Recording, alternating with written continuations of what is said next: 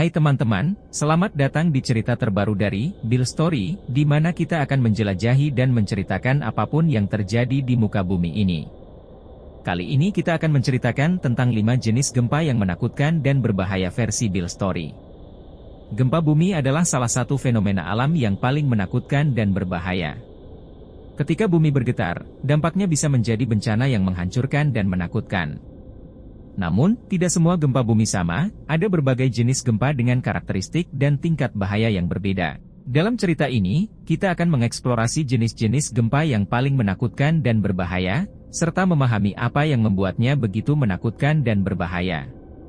Nomor 1. Gempa megatrust. Akhir-akhir ini sedang ramai diperbincangkan di negara kita Indonesia tentang potensi gempa megatrust, tapi apakah kalian tahu apa itu gempa megatrust? Gempa megatrust adalah jenis gempa bumi yang sangat kuat dan besar, di mana satu lempeng tektonik menyelam di bawah lempeng lainnya. Gempa ini merupakan salah satu jenis gempa paling destruktif dan seringkali terkait dengan tsunami besar. Gempa megatrust terjadi di zona subduksi, yaitu daerah batas antara dua lempeng tektonik di mana satu lempeng, biasanya lempeng samudra, menyelam di bawah lempeng lainnya, biasanya lempeng kontinental. Ketika lempeng-lempeng ini saling bertabrakan, gesekan antara kedua lempeng menyebabkan tegangan terakumulasi sepanjang batas subduksi. Tegangan ini bisa terakumulasi selama ratusan hingga ribuan tahun. Lalu, ketika tegangan yang terakumulasi melebihi batas kekuatan batuan di batas subduksi, energi yang besar dilepaskan secara tiba-tiba dalam bentuk gelombang seismik, menghasilkan gempa bumi yang sangat kuat. Ciri-ciri gempa megatrust. Pertama, gempa megatrust memiliki magnitude yang sangat tinggi, seringkali lebih dari 8,0 pada skala Richter. Dalam beberapa kasus, magnitude bisa mencapai 9,0 atau lebih. Kedua, gempa ini dapat berlangsung lebih lama dibandingkan dengan gempa bumi lainnya, seringkali beberapa menit. Ketiga, gempa megatrust dapat mempengaruhi area yang sangat luas, seringkali melibatkan ribuan kilometer persegi. Gelombang seismik dari gempa megatrust dapat menyebabkan kerusakan parah pada bangunan, jembatan, jalan, dan infrastruktur lainnya. Pergerakan besar di dasar laut dapat mengakibatkan tsunami yang sangat besar dan berpotensi menghancurkan pantai dan daerah pesisir. Tsunami ini dapat menyebabkan kerusakan lebih luas dan menambah jumlah korban jiwa. Gempa megatrust dapat menyebabkan perubahan pada permukaan bumi, seperti peninggian atau penurunan tanah di wilayah yang terkena dampak. Contoh terkenal. Gempa bumi Samudra Hindia 2004. Pada 26 Desember 2004, gempa megatrust dengan magnitude sekitar 9,1 sampai 9,3 terjadi di lepas pantai barat Sumatera, Indonesia. Gempa ini mengakibatkan tsunami yang melanda banyak negara di sekitar Samudra Hindia, menyebabkan kerusakan besar dan ribuan korban jiwa. Lalu, gempa bumi Jepang 2011. Pada 11 Maret 2011, gempa megatrust dengan magnitude 9,0 terjadi di lepas pantai timur Jepang. Gempa ini menyebabkan tsunami besar yang menghantam wilayah Tohoku dan mengakibatkan bencana nuklir di Fukushima. Ilmuwan memantau aktivitas seismik di zona subduksi untuk memahami pola dan kemungkinan terjadinya gempa megatrust. Pemantauan ini melibatkan penggunaan stasiun seismograf dan teknologi GPS. Untuk mengurangi dampak gempa megatrust dan tsunami, penting untuk memiliki sistem peringatan dini, strategi evakuasi yang efektif, merancang bangunan dan infrastruktur agar tahan gempa dan tsunami, serta pendidikan dan pelatihan tentang keselamatan bencana. Memahami gempa megatrust dan dampaknya sangat penting untuk mitigasi risiko dan persiapan bencana, terutama di wilayah yang terletak di dekat zona subduksi. Nomor 2. Gempa vulkanik. Gempa vulkanik adalah jenis gempa bumi yang terjadi di sekitar aktivitas vulkanik, seperti di dekat gunung berapi. Gempa ini biasanya disebabkan oleh pergerakan magma atau gas di dalam perut bumi, yang dapat memicu tekanan di sekitar struktur vulkanik. Berikut adalah beberapa karakteristik dan penyebab utama gempa vulkanik. Pertama, pergerakan magma. Saat magma bergerak melalui retakan atau saluran di dalam kerak bumi, ia dapat menyebabkan tekanan yang mengakibatkan getaran atau gempa. Kedua, pelepasan gas. Aktivitas gas yang terperangkap dalam magma juga dapat menyebabkan gempa. Gas yang terkumpul di dalam magma bisa menimbulkan tekanan yang besar ketika ia mencari jalan keluar.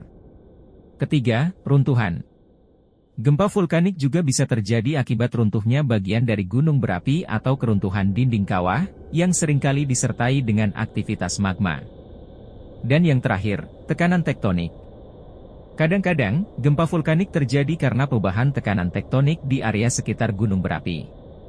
Ini bisa berhubungan dengan pergerakan lempeng bumi yang mempengaruhi sistem vulkanik. Penting untuk memantau gempa vulkanik karena perubahan pola aktivitas gempa bisa menandakan potensi letusan gunung berapi atau perubahan besar dalam sistem vulkanik. Sistem pemantauan yang canggih, termasuk seismograf dan alat pemantau gas, membantu ilmuwan memprediksi dan mengelola risiko yang terkait dengan aktivitas vulkanik.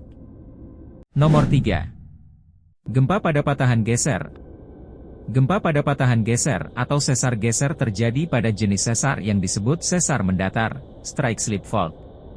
Pada sesar geser, dua blok batuan di sisi sesar bergerak secara horizontal relatif terhadap satu sama lain, bukan vertikal. Ini berbeda dari sesar normal atau sesar terbalik yang melibatkan pergerakan vertikal. Gempa pada patahan geser terjadi akibat pergeseran horizontal antara dua blok batuan. Sebagai contoh, jika satu blok batuan bergerak ke kiri dan yang lainnya ke kanan, maka ini adalah sesar geser. Patahan geser sering terjadi di batas lempeng tektonik yang mengalami pergeseran lateral. Sesar geser dapat terjadi di batas lempeng yang bersifat transform, di mana lempeng-lempeng saling meluncur di samping satu sama lain. Gempa pada sesar geser bisa sangat kuat tergantung pada panjang sesar dan akumulasi deformasi. Meskipun seringkali tidak menyebabkan perubahan besar di permukaan tanah seperti pada sesar normal atau terbalik, dampaknya tetap signifikan terutama di daerah padat penduduk. Salah satu contoh terkenal dari sesar geser adalah sesar San Andreas di California, yang telah menyebabkan banyak gempa besar sepanjang sejarahnya. Sesar ini memisahkan lempeng Pasifik dan lempeng Amerika Utara dan menunjukkan bagaimana sesar geser bisa mempengaruhi daerah sekitarnya dengan cara yang signifikan. Gempa pada sesar geser dapat menyebabkan kerusakan pada infrastruktur seperti jalan, jembatan, dan bangunan, terutama jika bangunan tidak dirancang untuk menahan pergeseran horizontal. Meskipun perubahan permukaan mungkin tidak selalu dramatis seperti pada sesar normal atau terbalik, pergeseran horizontal dapat menyebabkan retakan dan pemindahan tanah yang dapat mempengaruhi lingkungan dan pembangunan. Gempa pada sesar geser biasanya tidak menyebabkan tsunami karena pergeseran horizontal tidak mengganggu volume air laut secara signifikan. Namun, jika gempa terjadi di dekat kawasan pesisir dengan fitur geologi tertentu, risiko tetap ada meski rendah. Mengetahui jenis sesar dan karakteristiknya penting untuk perencanaan dan mitigasi bencana, terutama di daerah rawan gempa. Nomor 4. Gempa sesar terbalik. Gempa pada sesar terbalik adalah jenis gempa bumi yang terjadi akibat pergerakan kerak bumi di sepanjang sesar terbalik. Pada sesar terbalik, blok batuan di atas sesar terdorong naik relatif terhadap blok di bawah sesar. Ini berbeda dengan sesar normal, di mana blok di atas sesar turun relatif terhadap blok di bawahnya. Sesar terbalik biasanya terbentuk di daerah yang mengalami tekanan kompresi, seperti zona tumbukan lempeng atau daerah pegunungan. Tekanan ini mengakibatkan kerak bumi menekan satu sama lain dan mendorong bagian atas sesar ke atas. Gempa bumi pada sesar terbalik terjadi karena pergeseran atau pemecahan batuan yang menyebabkan energi terakumulasi dilepaskan dalam bentuk getaran atau gelombang seismik. Ketika tekanan yang terakumulasi melebihi batas kekuatan batuan, terjadi gempa bumi. Gempa yang terkait dengan sesar terbalik bisa memiliki magnitudo yang bervariasi, dari kecil hingga besar. Gempa besar dapat menyebabkan kerusakan signifikan, terutama jika terjadi di daerah dengan populasi padat.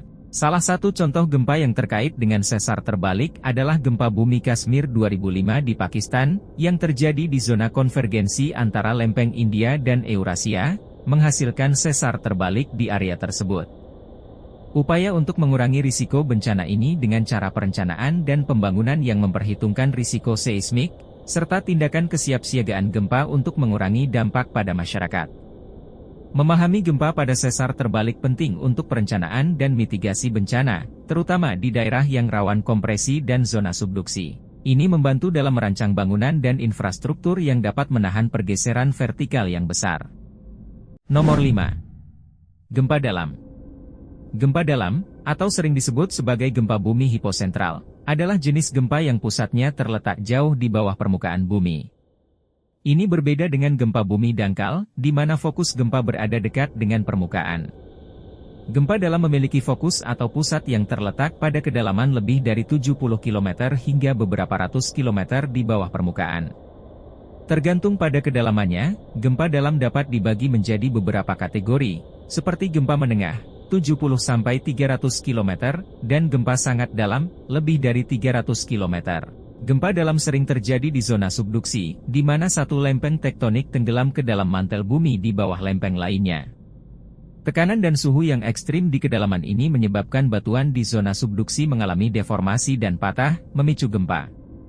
Gempa dalam biasanya tidak menyebabkan kerusakan signifikan di permukaan karena jaraknya yang jauh dari permukaan bumi. Namun, getaran yang dihasilkan dapat terasa jauh dari pusat gempa, terutama pada bangunan dan struktur yang tinggi atau jika gelombang seismik melewati lapisan geologi yang berbeda. Salah satu contoh gempa dalam adalah gempa bumi di zona subduksi Pasifik, seperti di wilayah Jepang atau Chili, di mana lempeng Samudra Pasifik menyelam ke bawah lempeng benua. Gempa-gempa dalam ini dapat memiliki magnitudo yang tinggi meskipun dampaknya di permukaan tidak selalu terasa secara langsung. Gempa dalam sering digunakan oleh ilmuwan untuk mempelajari struktur interior bumi, seperti batas-batas lempeng, lapisan mantel, dan proses-proses geologis yang terjadi jauh di bawah permukaan.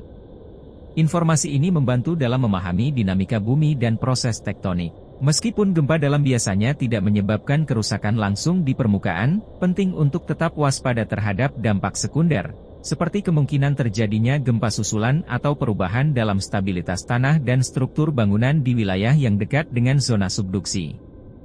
Memahami berbagai jenis gempa bumi dan mekanisme di baliknya sangat penting untuk mitigasi risiko dan perlindungan masyarakat. Kita dapat lebih siap menghadapi potensi bencana dan mengambil langkah-langkah yang tepat untuk melindungi diri serta lingkungan sekitar. Kesadaran dan persiapan yang baik adalah kunci dalam mengurangi dampak gempa dan meningkatkan ketahanan kita terhadap kejadian seismik.